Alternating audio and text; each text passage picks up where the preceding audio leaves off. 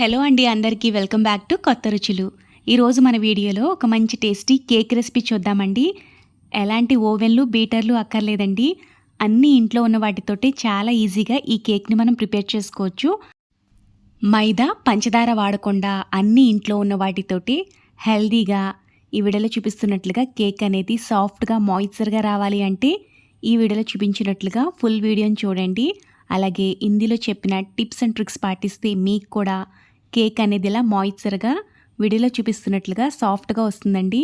అలాగే ఇందులో మనం మైదా వాడకుండా బొంబాయి రవ్వతో ఈ కేక్ తయారు చేసుకుంటున్నాం కాబట్టి హెల్దీ రెసిపీ అండి. పిల్లలకు కూడా ఇలా కేక్ తయారు చేసి పెడితే బయట కేక్స్ తినడం మానేస్తారు, ఇంట్లోనే కేక్స్ తింటారండి. అంత బాగుంటుంది కేక్ అనేది. మీరు కూడా ఈ వీడియోలో చూపించినట్లుగా కేక్ను ఒకసారి ట్రై చేసి మీకు ఎలా వచ్చిందో కామెంట్ చేయండి. ఈ వీడియో కనుక మీకు నచ్చితే లైక్ చేసి ఇలాంటి మరిన్ని వీడియోల కోసం కొత్తగా చూసే వాళ్ళైతే ఛానల్ని సబ్స్క్రైబ్ చేసుకోండి.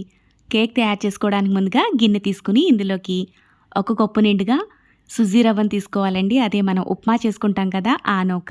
కేక్లో వేసే అన్నిటినీ ఒకే కప్తో కొలిచి చూపిస్తున్నానండి. మీరు కూడా ఇంట్లో కేక్ చేసుకునేటప్పుడు ఒకే కప్పుతో ఇలా కొలిచి తీసుకుంటే అన్నీ మనకి కరెక్ట్గా పడతాయి, కొలతలు కూడా కరెక్ట్గా ఉంటాయి. ఏ కప్పుతో అయితే నూక తీసుకున్నామో అదే కప్పుతో అరకప్పు బెల్లం తురుమును తీసుకోవాలి. ఇది ఆర్గానిక్ బెల్లం అండి, అందుకు కొంచెం డార్క్గా ఉంటుంది.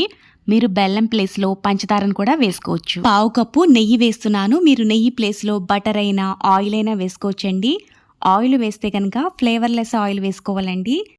కేక్ చేసుకునేటప్పుడు చిటికెడు ఉప్పు వేసుకుంటే టేస్ట్ బాగుంటుంది. ఇందులోకి 1 టేబుల్ స్పూన్ వెనీలా ఎసెన్స్ వేస్తున్నాను. ఈ ఎసెన్స్ అందుబాటులో లేకపోతే ఎసెన్స్ ప్లేస్లో యాలకుల పొడి కూడా వేసుకోవచ్చు. నెక్స్ట్ ఇప్పుడు మనం ఏ కప్పుతో అయితే నూక వేసామో అదే కప్పుతో 1 కప్పు నిండుగా పాలను వేసుకోవాలి. చల్లగా ఉండే పాలను వేయకూడదండి, అలా అని వేడిగా ఉండే పాలను కూడా వేయకూడదు. రూమ్ టెంపరేచర్లో ఉండే పాలను మాత్రమే వేసుకోవాలి. కాచిన పాలైనా పచ్చి పాలైనా వేసుకోవచ్చండి. ఇక్కడ నేను కాచి చల్లార్చిన పాలను వేస్తున్నాను. ఇలా పాలు వేసిన తర్వాత ఒకసారి అంతా కలిసిలా బాగా కలుపుకోవాలి. ఇలా కలుపుకున్న తర్వాత ఈ నూకని పాలల్లో 5-10 నిమిషాల పాటు నానబెట్టుకోవాలండి. అప్పుడు నూక అనేది కొంచెం సాఫ్ట్గా అవుతుంది. ఇలా నానబెట్టుకున్న తర్వాత నూకని మిక్సీ జార్లోకి వేసుకుని మెత్తగా మిక్సీ పట్టుకోవాలి. మిక్సీ జార్లోకి వేసిన క్లిప్ మిస్ అయిందండి. షూట్ చేసేటప్పుడు ఆ క్లిప్ ఎలా మిస్ అయిపోయింది. నేను ఆ క్లిప్ చూపించలేకపోతున్నాను. ఇలా మెత్తగా మిక్సీ పట్టుకోవాలండి వీడియోలో చూపిస్తున్నట్టు.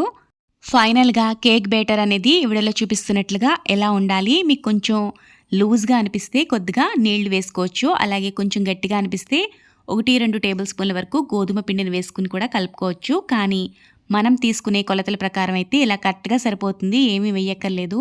కేక్ బేక్ చేసుకోవడానికి ఇలా కేక్ బేక్ చేసుకునే ట్రే తీసుకుని దీనికి కొద్దిగా ఆయిల్ అలాగే కొద్దిగా గోధుమ పిండి కోట్ చేసుకుంటే కేక్ అనేది మనకి అంటుకోకుండా ఈజీగా సెపరేట్ అయిపోతుంది. కేక్ సాఫ్ట్గా రావడానికి ఇందులో మనం ఈనో ప్యాకెట్ వేయలేదు, అలాగే కేక్ బేక్ చేసుకునే బేకింగ్ పౌడర్ కూడా వేయలేదండి. ఇక్కడ 1/2 టీ స్పూన్ వరకు వంట సోడా, మనం వంటల్లో వేసుకుంటాం కదా వంట సోడా, ఆ వంట సోడాని 1/2 టీ స్పూన్ వరకు వేసుకుని అంతా కలిసినట్టుగా బాగా కలుపుకోవాలి. ఇలా రెడీ చేసి పెట్టుకున్న కేక్ బ్యాటర్ని ముందుగా రెడీ చేసి పెట్టుకున్న కేక్ టిన్లోకి వేసుకోవాలి. ఇలా కేక్ బ్యాటర్ని వేసుకున్న తర్వాత ఏవైనా ఎయిర్ బబుల్స్ ఉంటే రిమూవ్ అవడం కోసం కొద్దిగా ట్యాప్ చేసుకోండి. కేక్ని బేక్ చేసుకోవడానికి ముందుగా కుక్కర్లో ఇలా ఒక ప్లేట్ వేసుకోవాలండి. మీ దగ్గర ఈ ప్లేట్ అందుబాటులో లేకపోతే స్టాండ్ ఉంటుంది కదా, ఆ స్టాండ్ అయినా లేకపోతే ఏదైనా బాక్స్ మూతనైనా వేసుకోవచ్చు. ముందుగా 5-6 నిమిషాల పాటు ప్రీహీట్ చేసుకున్న తర్వాత కేక్ ట్రేని పెట్టుకుని స్టవ్ని మీడియం టు లో ఫ్లేమ్లో పెట్టుకోవాలి. ఈ కేక్ని 30-40 నిమిషాల వరకు బేక్ చేసుకోవాలి. మధ్య మధ్యలో ఇలా చూసుకుంటూ ఉండాలండి. కేక్ ఉడికిందో లేదో చెక్ చేయాలి.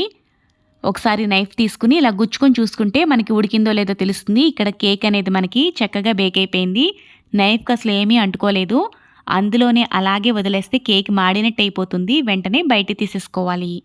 మన ఛానల్లో చాలా రకాల కేక్ రెసిపీస్ని పోస్ట్ చేశాను.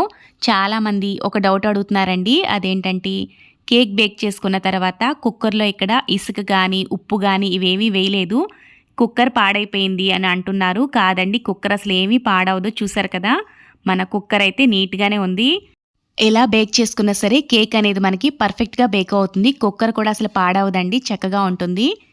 ఇప్పుడు కేక్ పూర్తిగా చల్లారిన తర్వాత ఎడ్జెస్ని నైఫ్తో ఇలా స్క్రాప్ చేసుకుని ప్లేట్లోకి తిరగవేసుకుంటే మనకి ఈజీగానే ఈ కేక్ సెపరేట్ అయిపోతుంది. చూసారు కదా! అన్నీ ఇంట్లో ఉన్న వాటితోటే చాలా ఈజీగా ఈ కేక్‌ని మనం ప్రిపేర్ చేసుకోవచ్చండి. అలాగే ఈ కేక్ కూడా వీడియోలో చూపిస్తున్నట్లుగా చాలా సాఫ్ట్‌గా వచ్చిందండి. మనం రవ్వతో తయారు చేసుకుంటున్నాం. అలాగే బెల్లం కూడా ఇందులో యూజ్ చేసాం కాబట్టి చాలా హెల్తీ కూడా. పిల్లలు ఎప్పుడైనా కేక్ కావాలని అడిగితే చిటికెలో ఇలా చేసి పెట్టేయండి. ఇష్టంగా తింటారు. చూసారు కదా ఫ్రెండ్స్, మీరు కూడా ఈ వీడియోలో చూపిస్తున్నట్లుగా టిప్స్ అండ్ ట్రిక్స్ పాటిస్తూ రవ్వ అలాగే బెల్లంతో ఒకసారి ఇలా కేక్ తయారు చేసి మీకెలా వచ్చిందో కామెంట్ చేయండి. ఈ వీడియో గనుక మీకు నచ్చితే లైక్ చేసి, ఇలాంటి మరిన్ని వీడియోల కోసం కొత్తగా చూసేవాళ్ళైతే ఛానల్‌ని సబ్స్క్రైబ్ చేసుకోండి. Thank you for watching friends. Bye bye.